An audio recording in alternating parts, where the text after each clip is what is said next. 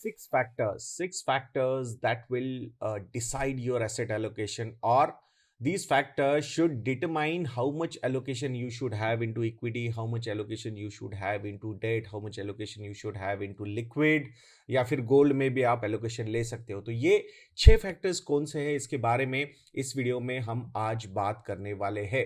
The first factor which will decide your asset allocation is your age. Normally ऐसे माना जाता है, एक थंब रूल है, 100 minus your age should be your equity allocation.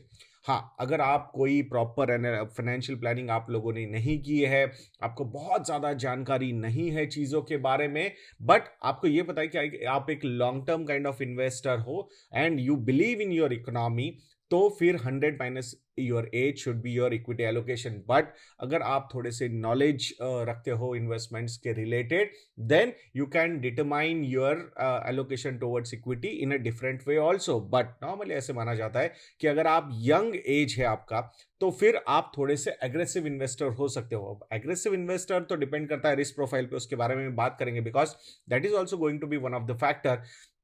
But अगर age कम है तो नॉर्मली इन्वेस्टमेंट होराइजन लंबा होता है, और लंबे अवधि के लिए अगर आप इन्वेस्टमेंट्स करना चाहते हो, सो देन इक्विटी ये काफी अच्छा एसेट क्लास आप लोगों के लिए हो सकता है. And that's why age is an important factor. अगर आपका एज मोर देन 50 है, 60 है, and now you are approaching towards your retirement, और you are already into your retirement years, then the allocation towards equity should be on a minimal side, because आप वो volatility handle नहीं कर पाओगे. Because जो भी आपके फाइनेंशियल एसेट्स होंगे उसमें से आपको पेंशन चाहिए, विड्रॉल्स आप लोग कर रहे होगे, रेगुलर रिटर्न्स वहां से ले रहे होगे, तो वहां पे इक्विटी एसेट क्लास आपके लिए सही नहीं हो सकता. इसीलिए एज ये एक बहुत ही इंपॉर्टेंट फैक्टर है इन defining your asset allocation or achieving right asset allocation for you. Now, the second important factor is time horizon. सो जैसे हमने बताया, एज के हिसाब से इससे ही ये लिंक होता हुआ नजर आता है. सो टाइम होराइजन आपका कितना लंबा है ये भी डिसाइड करता है. अब अगर आप बोलोगे नहीं, मुझे तो बस एक डेढ़ साल में ये पैसा लगने वाला है, then equity is not a right asset class for you people. वहां पे आपको फिक्स्ड इनकम सिक्योरिटीज में ही जाना पड़ेगा. हो सकता है लिक्विड फंड्स, हो सकता है अल्ट्रा शॉर्ट टर्म फंड्स, लो ड्यूरेशन फंड्स, या फिर शॉर्ट टर्म फंड्स, या सिंपल एफडीज में भी आप लोग इन्वेस्टमेंट कर सकते हो. अगर आपका इन्वेस्टमेंट होराइजन बहुत कम है, टाइम होराइजन कम है, और आप इक्विटी में इन्वेस्टमेंट्स कर रहे हो, then you are not investing, you are speculating. वो आपने अवॉइड करना चाहिए. ये बहुत ही स्ट्रॉन्ग सजेशन रहेगा हमारी साइड से. इसीलिए टाइम होराइजन भी आपका एसेट एलोकेशन डिसाइड कर सकता है.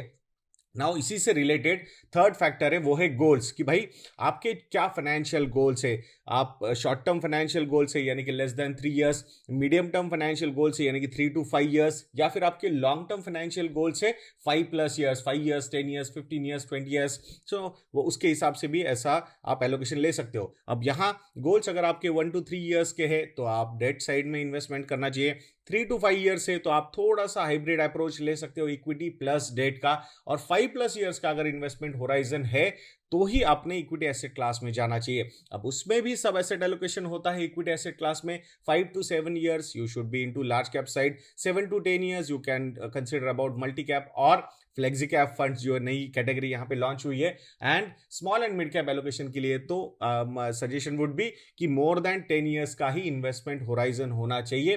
तो ही अगर मतलब आपके जो रियल लॉन्ग टर्म गोल्स होंगे, जैसे कि आपके चिल्ड्रन एजुकेशन या फिर आपके रिटायरमेंट, वहीं पे वो aggressive asset class of small and mid cap equities, mutual funds हो या फिर स्टॉक्स, वहां पे आपको लेने चाहिए. Otherwise it's better not to go for that.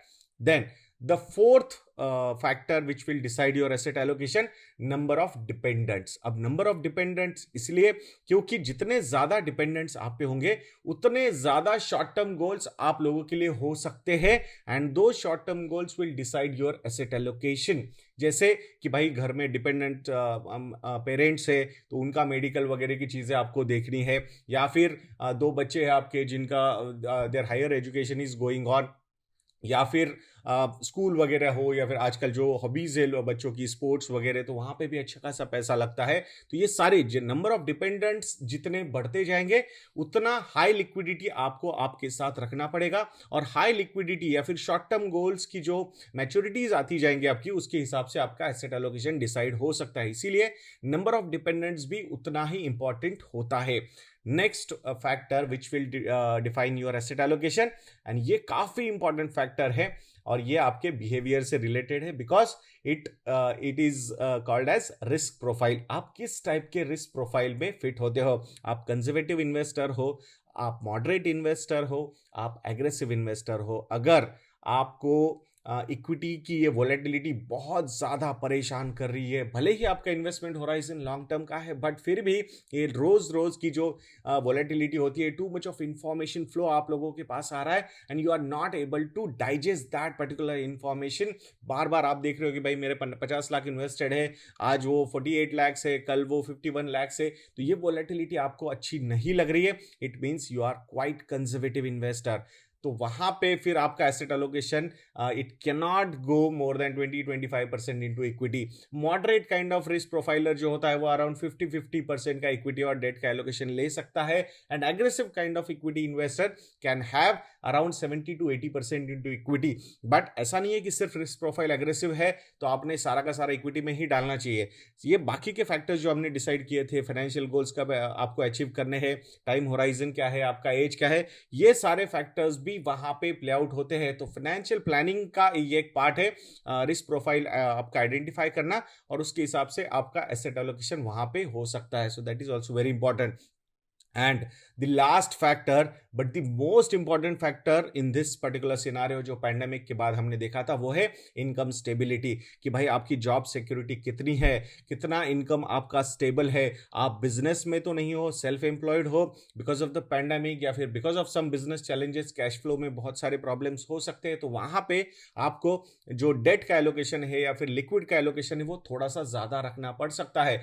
Normally अगर आपका जॉब बहुत स्टेबल है, कोई प्रॉब्लम नहीं है, या मतलब तो रेगुलर इनफ्लोज आपके आने वाले हैं, तो देन आप थोड़े से एग्रेसिव काइंड ऑफ इन्वेस्टर हो सकते हो। But for self employed people, specifically जिनका बिजनेस होता है, ऑलरेडी आपका बिजनेस है, यानी कि आपका जो बिजनेस है दैट इज योर इक्विटी, तो वहां पे आपका एलोकेशन जो होना चाहिए, बाकी के अदर एसेट्स जो आपने बिल्ड करने चाहिए, वो टुवर्ड्स फिक्स्ड इनकम सिक्योरिटीज ही करनी चाहिए, because your own equity is the best equity you can have. So वहां पे आप आपके बिजनेस में पहले ही अच्छा खासा एलोकेशन दे चुके हो, उसके बाद फिर मार्केट वगैरह में जाके अगर आप देखोगे और इनकम स्टेबिलिटी प्रॉपर नहीं है, तो फिर वो प्रॉब्लम हो सकता है आप लोगों के लिए। इसीलिए लिक्विडिटी अच्छी मेंटेन होनी चाहिए। इनकम स्टेबिलिटी थोड़ी सी खराब है तो फिर लिक्विड साइड, डेट साइड में एलोकेशन ज्यादा होने चाहिए, just to take care of your short term goals, जो भी कैश फ्लो की रिक्वायरमेंट आप लोगों को आ सकती है। तो ये 6 फैक्टर से अगेन एक बार रिवाइज करते हैं।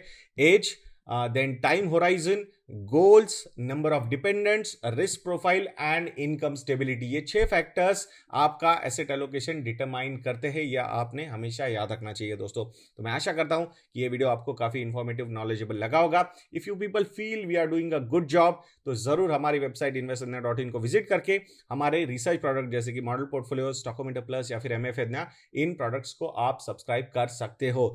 इसके रिलेटेड कुछ क्वेरीज है तो हमारे कॉन्टैक्ट डिटेल्स हमारी वेबसाइट पे अवेलेबल है, आप कॉल कीजिए, ईमेल लिखिए, will be more than happy to solve your queries regarding these products. तो ऐसे वीडियोस के लिए इस चैनल पे बने रहिए, और नेक्स्ट वीडियो तक के लिए मुझे आज्ञा दीजिए दोस्तों। जय हिंद।